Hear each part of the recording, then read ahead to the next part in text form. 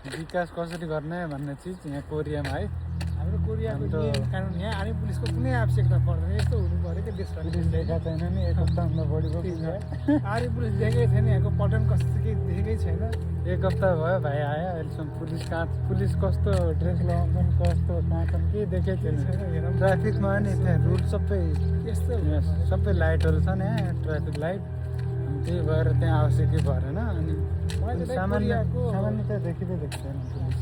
मलाई कोरियाको सबभन्दा रुखहरूको स्टाइलहरू मन परेको क्या। रुखहरू बनाएको छ, तपाईँ रुखहरू हरियाली। बजारको छेउछाउमा भन्दा पनि यो रोडको किनारमा पुरै रुखहरू। अनि त्यसपछि हरेक ठाउँमा होइन, एक घरमा कम्तीमा एक दुईवटा रुख त हुन्छ है। रुखहरू छ, राम्रो सबै ठाउँमा रुखहरू चिटिक्क सफा राख्यो कि।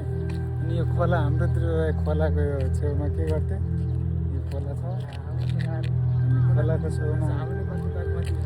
छेउमा हिँड्नलाई कस्तो राम्रो ठाउँ बनाइदिएछ। एकदम कोरिया भनेको मैले सोचे जस्तै देश रहेछ। एकदम मन पऱ्यो मलाई।